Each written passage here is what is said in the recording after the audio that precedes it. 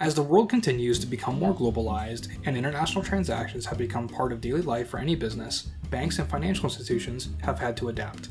One of the ways they have achieved this is through the SWIFT payment system. SWIFT is a world standard for banking transaction communication in which banks across the world have agreed to standardize the information that is passed along with every cross-border transaction. So, what does this information look like? It comes in the form of what's called an MT103 document. Before we get into what an MT103 document is and does, remember to like and subscribe to our channel for more videos from Statrys and learn more about the financial world that we live in. In order for a SWIFT payment order to be issued, the system uses what is called a SWIFT code. Because SWIFT owns the bank identifier code system, it can identify a bank in merely a few seconds. SWIFT codes are 8 to 11 characters and are unique to each bank. Sections of the code identify the financial institution, the country it's located in, the city it's located in, and finally, the individual branch location. This information merely identifies the recipient bank. Beyond the SWIFT code, a lot more information gets passed along within the MT103 document. That's because the SWIFT system is essentially a communication platform.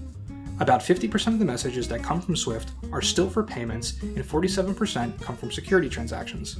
The rest are trade, treasury, and system notifications. All banks that work within the network use Nostro and Vostro accounts to carry out the payment transfer, but that's just a small part of the role that SWIFT plays. These accounts are used as a way to record the movement of the money and are a mirrored ledger of each other. Nostro accounts are where the bank holds the money, and Vostro accounts are the ones used for opening it in the bank's books.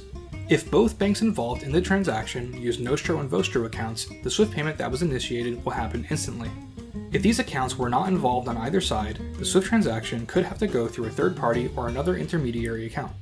To truly pass along seamless data communication regardless of the use of the Vostro and Nostro accounts, this is where the MT103 documents come in. The MT103 is a SWIFT payment message that is used for international wire transfers specifically. Here's what that looks like. MT103 documents are a globally accepted proof of payment in case something goes wrong. They include all the important details such as the sender, the recipient, the amount, and the date, as well as more. Consumers and financial institutions can also use the MT103 as a way to track the payment while it's en route.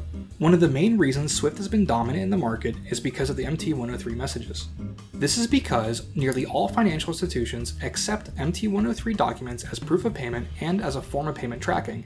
It essentially means that SWIFT is the only universally regulated payment method by all countries. While SWIFT makes money through one-time membership fees, it also charges based on the length of the MT103 message being sent. If you're a small business that relies on cross-border payments to grow, consider opening a business account with Statrys. Statrys offers multi-currency business accounts for SMEs that are accessible completely online. Get 11 currencies in one account and start sending SWIFT payments with ease. Click the link in the description below to get started today. And thanks again for watching.